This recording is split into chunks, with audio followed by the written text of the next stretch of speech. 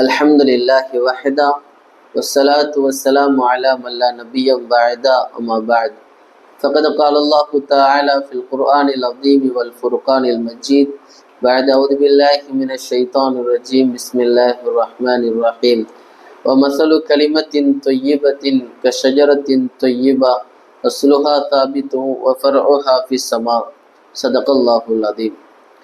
பெருமான் ஸல்லல்லாஹு அலைஹி வஸல்லம் அவர்கள் சஹாபாக்களுக்கு மத்தியிலே அமர்ந்திருக்கிறார்கள். சொன்னார்கள், நாளை மறுமை நாளில ஒரு அடியானை அல்லாஹு தாலா விசாரிப்பான். அந்த அடியான் செய்த பாவங்கள் எல்லாம் பதிவேட்டிலே எழுதப்பட்டிருக்கும். 99 பதிவேடுகள் பாவங்கள் நிறைந்த அந்த பதிவேட்டை அல்லாஹு தாலா காட்டுவான்.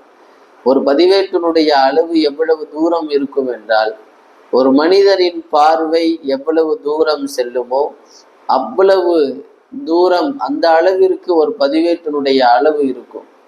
அப்படியாக 99 பதிவேடுகள் பாவங்கள் நிறைந்த பதிவேட்டை அல்லாஹு தாலா ஒவ்வொரு பதிவேடாக அந்த அடியானிடத்திலே காட்டுவான்.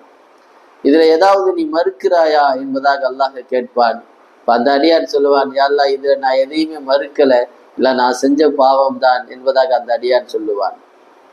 இப்ப மீண்டும் அல்லாஹ் கேட்பான், நன்மை தீமை எழுதுகிற மலக்குகள் ஏதாவது உனக்கு அநீதம் செய்து விட்டார்களா என்று கேட்கிற பொழுது, இல்லை இல்லை, அவர்களெல்லாம் நான் செய்த பாவங்களை தான் எழுதியிருக்கிறார்கள் என்பதாக அந்த அடியான் சொல்லுவான்.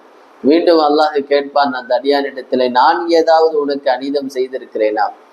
அந்த அடியான் பதறி போய் அல்லாஹ்விடத்திலே சொல்லுவான், அல்லாஹ், நீ எனக்கு அநீதம் செய்யல, நான் தான் உனக்கு அநீதம் செய்திருக்கிறேன். உலகத்திலே சரியாக உன்னை வணங்காமல் நான் விட்டு விட்டேன் என்பதாக அந்த அடியான் சொல்லுவான். அல்லாஹ் சொல்வான் அந்த அடியாரிடத்திலே, இன்றைய நாள் நீ அநீதம் செய்யப்பட மாட்டாய். உன்னுடைய பாவங்கள் நிறைந்த 99 பதிவேடுகள் என்னிடத்திலே இருக்கிறது.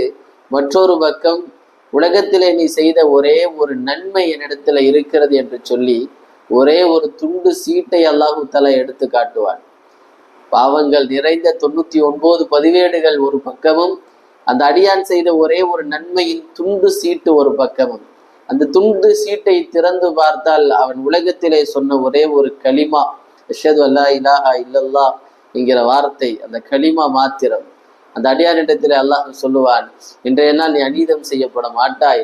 உன்னுடைய பாவங்களையும் உன்னுடைய நன்மையும் இப்பொழுது நிற்கப்படும் தராசிலே எது கனத்தால் தாழ்கிறது என்று பார்ப்போம் என்பதாக அல்லாஹ் சொல்லி, அவன் செய்த பாவங்களை ஒரு தராசிலும் ஒரு தட்டிலும், அவன் சொன்ன ஒரே ஒரு வார்த்தையின் நன்மையை அந்த துண்டு சீட்டை ஒரு தட்டிலும் வைக்கப்படும். அவன் 99 பதிவேடுகள் நிறைந்த பாவங்களை விடவும் உலகத்திலே அவன் சொன்ன அந்த கலிமாவின் நன்மை கனத்தால் அப்படியே தாழ்ந்து போகும். அல்லாஹ் அந்த அடியாரிடத்திலே சொல்லுவான், இன்றைய நாள் நீ அநீதம் செய்யப்பட மாட்டாய். உன்னுடைய பாவங்களை விடவும் உன்னுடைய நன்மை, ஒரே ஒரு நன்மை கனத்தால் தாழ்ந்து விட்டது, நீ சொர்க்கத்திற்கு செல்லலாம் என்பதாக அந்த அடியானை பார்த்து அல்லாஹ் சொல்லுவான்.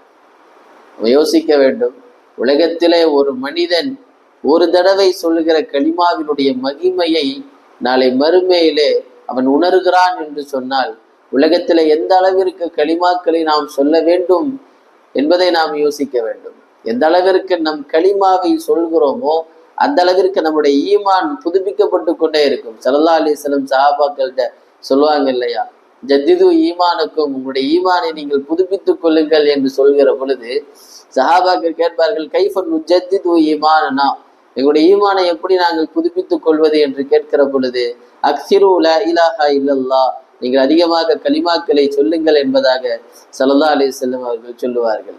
எனவே உலகத்தில் வாழ்கிற காலம் எல்லாம் கலிமாக்களை அதிகமாக எப்பொழுதெல்லாம் நேரம் கிடைக்கிறதோ அப்பொழுதெல்லாம் நம்முடைய நாவினால் கலிமாக்களை ஓதிக்கொண்டே இருக்க வேண்டும். அதனுடைய மகிமையை நாளை மறுமையிலே நாம் கண்கூடாக நாம் பார்ப்போம். அல்லாஹ் ரப்புல் ஆலமீன் அதிகம் கலிமாக்களை சொல்லுகிற பாக்கியத்தையும், கடைசி நேரத்தில் இந்த உலகத்தை விட்டு பிரிகிற நேரத்திலேயும் கலிமாவோடு பிரிகிற அந்த நல்ல நசீபை நம்ம எல்லோருக்கும் தருவானாக. ஆமீன் யா ரப்பல் ஆலமீன். அஸ்ஸலாமு அலைக்கும் வரஹ்மத்துல்லாஹி வபரகாத்துஹு.